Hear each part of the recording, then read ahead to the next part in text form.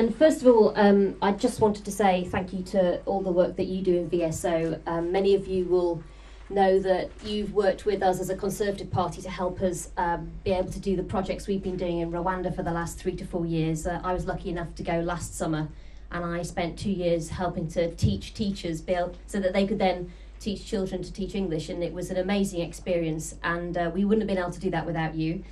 And our Shadow Secretary of State for International Development, Andrew Mitchell, as you probably gathered, had this innovative idea when he got the role, which was he wouldn't just talk about international development, he'd actually start doing it. And I think he was quite smart, because what he has been able to do over the last 3 to 4 years is get about, I think it's something like 70 or 80 Conservative MPs out practically working on projects.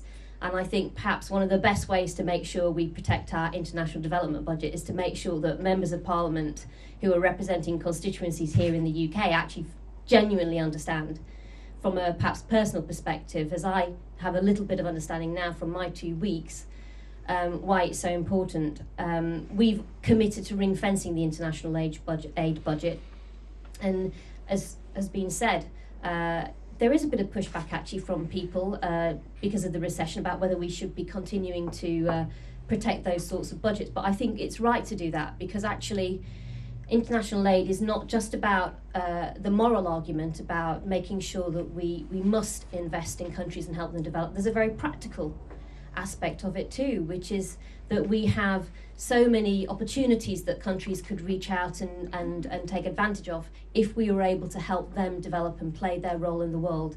In terms of what we want to do and how we think we can improve international aid, first of all, we'd like to see it working more effectively. So we want to sort of, if you like, challenge perhaps some of the aid that goes directly to governments, and make sure that it by and large gets much further down on the ground and through to the people who it actually needs to help.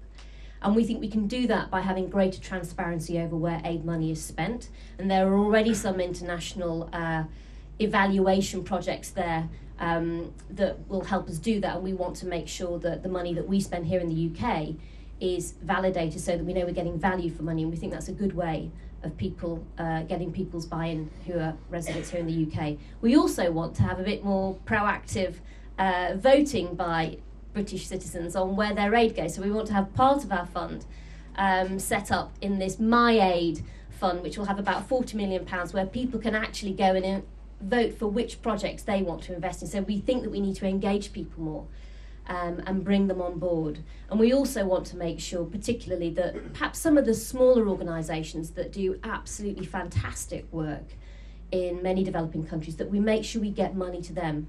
I think sometimes it's very easy for larger charities to be able to make their case to government about getting investment, but there's actually a lot of creative projects that are happening across the world, and we're quite conscious that we need to have some money set aside so that we can actually help those sorts of newer charities invest. And we've got so much development, I think, in terms of international aid, because Britain has never been more diverse, and I think our opportunities to link back into countries are perhaps more natural now than they've ever been in the past. And I think that organisations like VSO actually have a key role to play in that. And I think the more that we can get the public involved in international development directly, perhaps the more successful we'll be. And then finally, I think the other piece that we're quite keen to see really challenged is trade, because ultimately what we want countries to be able to do is to stand on their 2 feet and be in control of their own economic, social and political destiny. And we think that we can do that by helping them